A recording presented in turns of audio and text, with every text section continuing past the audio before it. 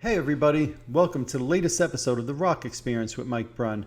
On this episode, Vincent LaRussa and I just wanted to spend a moment remembering Alec John Such, bassist in Bon Jovi. We'll reminisce and talk a little bit about seeing the band live in concert in the 80s and just what the band meant to those of us growing up as teenagers during that time period. I'd also like to just take a moment and send my condolences to Alec's family, friends, and band members. Rest in peace, Alec. All right, let's jump in and let's just talk a little bit about Alec John Such.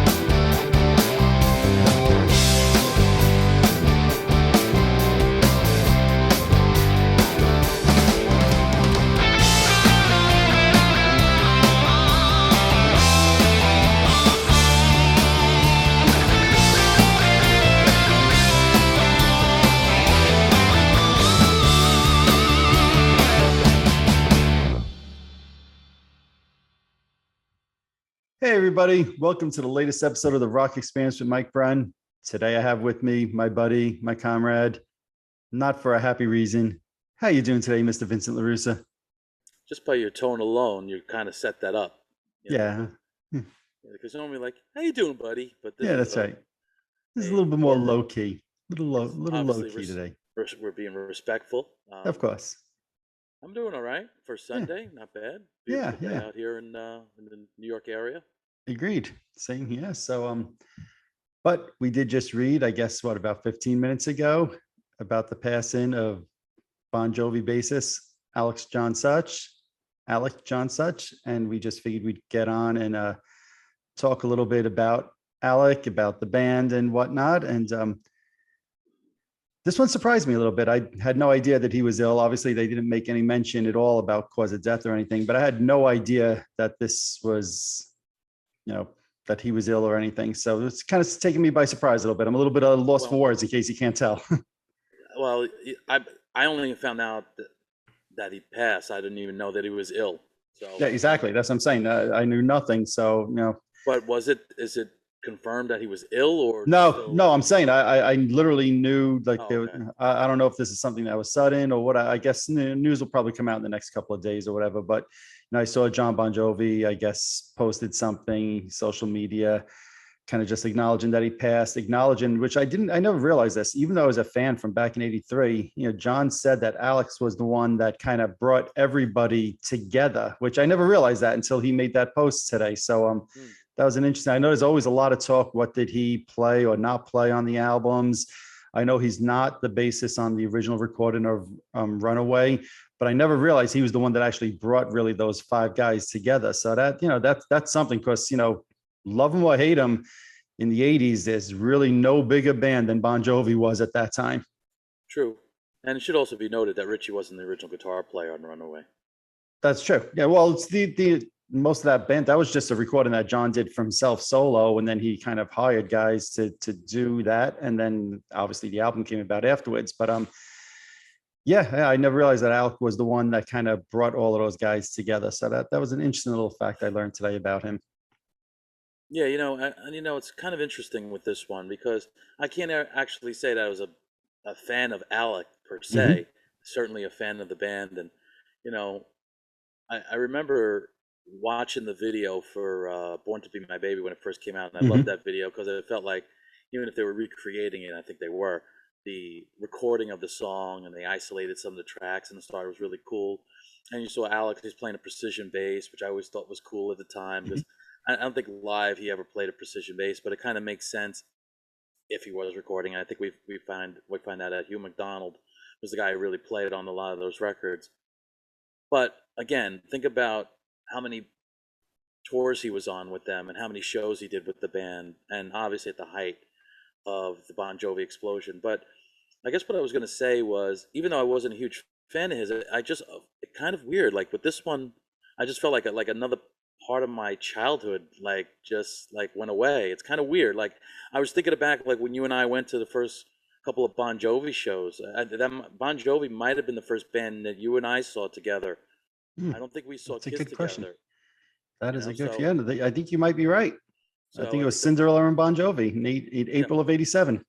right. So just it was just like all those flashbacks come back of like, and I know you have those bootleg cassettes, and I'm screaming and excited, and we were all excited, and just like again, it brought back that time, and it's just kind of very sad, and I'm glad that when they had the Rock and Roll Hall of Fame, that he was up on the stage and he played Agreed. with you and the rest of the band. That he went in with Bon Jovi, um, and As he should to me.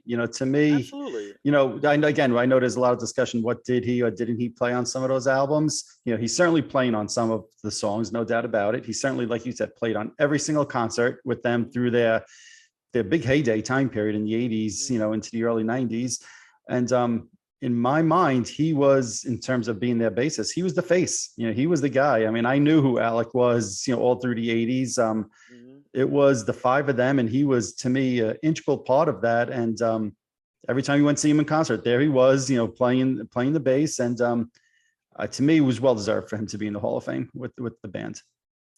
Yeah, absolutely. There are so many people who are in the Rock and Roll Hall of Fame that didn't particularly write or play on records. I mean, Yep. so that shouldn't disqualify you from being in the Rock and Roll Hall of Fame if you were an integral part, and especially as we found out today, if he was the one who introduced John to Richie or Richie to John, however you want to look, Mm-hmm. and if that never happened, yeah, who knows? I mean, certainly John and Richie wrote a lot of those songs together, so you can't even say, well, they would have had another guitar player. Yeah, he could have, but a lot of the magic of the songs, you had Desmond Child on talking about writing in, I think it was Richie's basement or Yep. whatever. They were writing I don't know if it was Living on a Prayer or whatever it was. Mm-hmm. Some of those magic moments. Agreed. You know, I think still to this day, if I could be wrong on this, but I think Living on a Prayer is still the like number one stream song like of all time. It's Mm-hmm. like Right. way past a billion, which is still incredible to me. It really is. It really is. And in terms of a rhythm section, Alec and Tico in the '80s were as tight as anybody. When you'd Yeah. see them live, I mean, the two of them, it's one of the things I always enjoyed about seeing Bon Jovi. Yeah, of course, you had Richie, who was a great guitar player. And I've said to you, I think he's a better vocalist than John personally. Yeah. We could debate that a different day. But, the rhythm section, I thought Alec and Tico to me was always amazing whenever I saw them Yeah. live. And that's a good point. None of that should be discredited. You could have a guy perform on a record, and I'm not saying that, if Hugh McDonald played on Living on a Prayer, that he's like Geddy Lee, Mm-hmm. like, or it's Rush, like, Baseline or Les Claypool or whoever. However, accuracy is accuracy, no matter how you Yep. play it. And I have this debate with people all the time. I was having a discussion last night, just a slight sidebar, and we were at the table, and we're talking about Neil Peart and John Bonham, and now Neil Peart was a masterful technician behind the drums, and somebody was saying that, well, he didn't have like the soul or the feel of like a John Bonham, and I said, for me personally, I love Neil Peart, but I never tried to, I wanted to be like Neil Peart.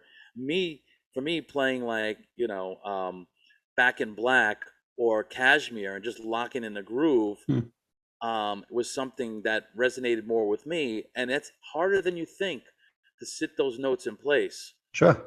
So again, to what you said, to Alex's credit, he played all those tours and played fantastically. We heard it live ourselves. We were at those shows. Sure. You could watch footage of it. This is not Milli Vanilli bass lines going on No, that they no. were piping in. Okay, No, I, so I agree. And look, I don't know. I wish there was more information of to exactly what he did or didn't record on the albums. I know mhm. I've seen in the past that it is not him playing the bass on Living on a Prayer. To my knowledge, that's the only one that I know for sure that he's not playing Slippery When Wet. I don't know what else. But even a bass line like Keep the Faith. To me, I love that bass line. Now, whether he played it on the album or not, I don't know, but he certainly played it every night in concert. And that's just a fun bass line to me. Yeah, yeah, and I also don't know exactly what he did or didn't play on. I could swear I've heard that Hugh McDonald played on the majority of like the classic, Right. tracks that maybe the hits, but I don't know for sure.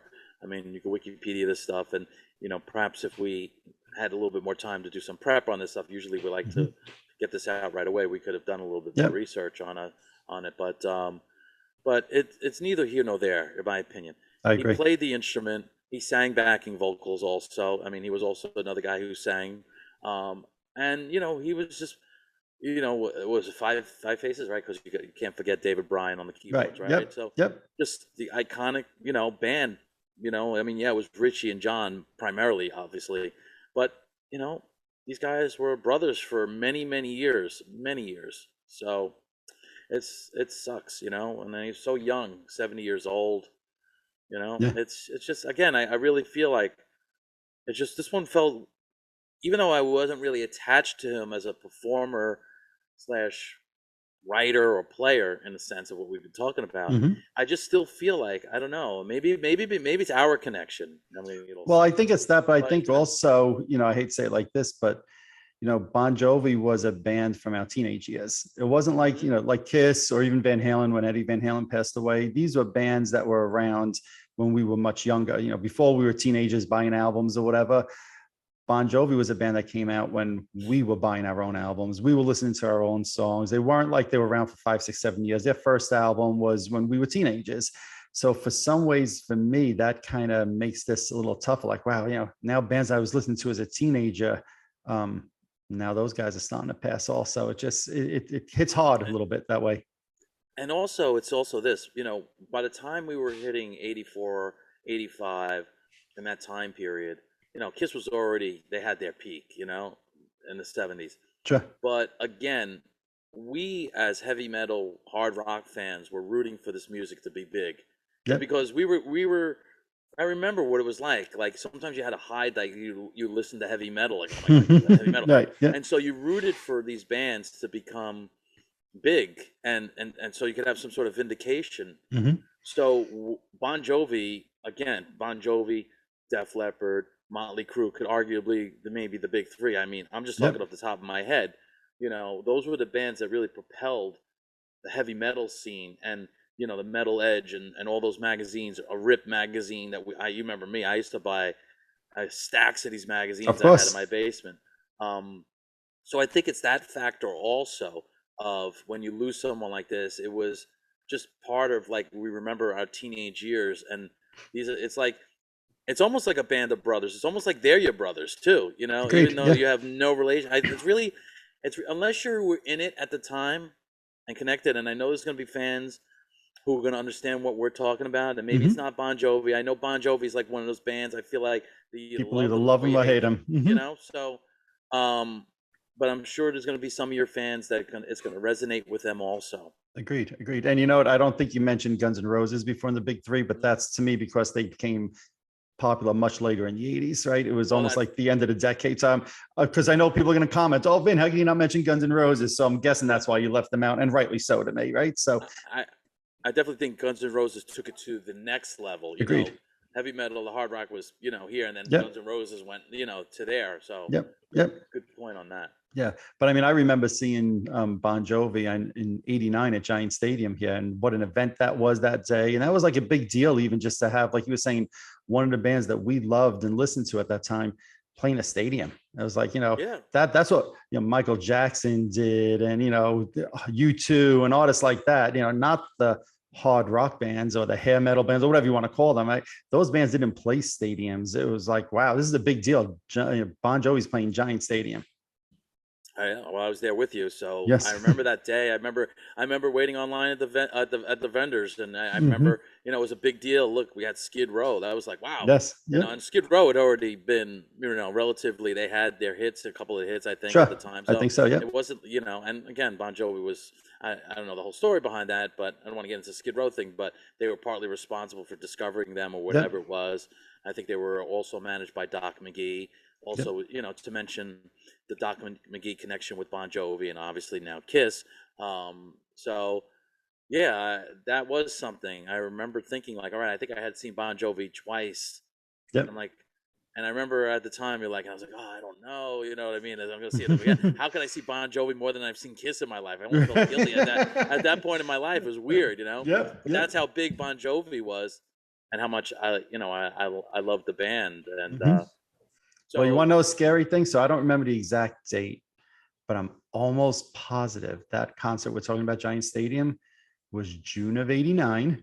mm, And it was right around this time of the month.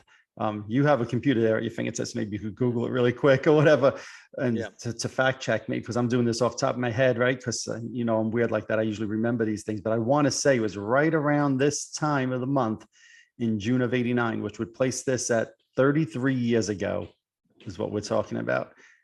all right, well, very good, Mr. Brunn. June 11th, 1989. Wow. See, I don't know why I I remember would have things never like that. remembered that. Yeah, I I don't would know have never why I remembered remember that. things like this. So I'm glad you just fact checked me. So what was odds? The date June 10th kept going through my mind, but I didn't say that loud, I don't think. But June 11th. Yes, I mean we're talking 33 years ago, and that's where exactly what we're talking about, like how these people, and Alec particularly here in this case, were just part of our youth, and Mm. it's just incredible that that was 33 years ago, that concert. And you know what's crazy about this? And I'm looking at this. What's that? They only played 17 songs. I did a gig yesterday, and the second set I played 30. Right? What's wrong with this picture? Like, I Yeah, guess, really. 17 songs at the time. I would have thought it would have been. I remember, like, with Kiss, because they had all the theatrics and the Hmm. breaks, and it was always like, what they did around 19 songs, Yeah, 18, 20, but but 17 they opened songs up that and two show. covers and two covers, Two two covers. Ooh, covers. I don't remember the two covers. I remember Well, they opened this the show with three covers. I'm sorry, three covers. How three, but you're egregious is showing that? four fingers. Well, three covers, Three covers. three All right. covers. They opened up with what was the first song on the New Jersey? Lay your Lay hands Your on Hands me. on Me, right? They opened up with that song. Gee, three covers. What are the three covers? That's an interesting one. They did Drift Away, Drift of course. Away. They I did, know they always yeah. did that. Yeah. Mhm. They did Give Me Some Lovin', which was by the Spencer Davis Group, Mhm. and Wild Thing, and it says with Yes. Sam Kinison. Yeah. So Oh, what's I thought even the Skid Row guys, and I think Billy Squire played that show also, if I he remember did, right. and I was going to comment that because I think at that time we were like, man, who cares? And Right. now in hindsight, I would have loved to have heard Billy Squire, but I don't think we were really that interested. Sorry, Billy, if you're Yeah, watching. no, I'm pretty sure he's not Yeah, watching, but yeah, you yeah, never know. I remember having no interest. But yeah, it goes to the point. The reason I bring it up this concert is because I remember that day as clear as anything. 18 years old at the time, it was a big deal. These bands playing a stadium like that near us, and it's crazy now that well, now Alec is no longer with us. Right, a big part of that show that day. So Yeah, just very yeah, sad to yeah, me. yeah. I was actually trying to see if I could get the weather for that day, but Well, I remember it being a very nice, beautiful day. oh, it was a sunny day. I don't think it Yeah, was too hot, but yeah. No, I remember it I being a mean, I'm just nice looking day. at I don't know. I think I'm just so distracted by the set list that I'm just stunned by what I'm seeing here. I just cannot believe how Yeah, but you kind know of what? kind of I, weak the set list is. It really I is. know that they didn't do Silent Night that time. They did it in All '87 right. when we saw them. And the Silent Night version they did was like a 15-minute version of the song because they played it so slow. So I'm Yeah. guessing that night they probably did either Never Say Goodbye or what's the other one? They I'll Be There For You. And they probably did a 17-minute version of that song instead. They did do "I'll Be There for You." Yeah. Never Say Goodbye. No. No. They also did something Pink Flamingos, which I don't even know what that is. That's the keyboard introduction before Let It Rock. Oh, okay. Hence, I see the Let It Rock following. I never Do knew you that see was. that? Is that the official? So, uh-huh. Yeah, yeah. So if you look on the Slippery When Wet album, it's not listed on the back cover as a song. But if you read the liner notes, and I always say I love to read the liner notes on albums, somewhere in the liner notes, it actually says Pink Flamingos, which is why I knew exactly what that Oh, was. okay. So somewhere like where it gives Okay. like the publishing credits on the inside sleeve, it does say Pink Flamingos, which is why I Okay. always knew what the name of that was. So Interesting. yeah, that's how anal I used to be about reading these liner notes. But yeah, it's a shame. And obviously he left the band, what I think it was right after Keep the Faith. I think like 93 or something like that, or he was asked to leave the band.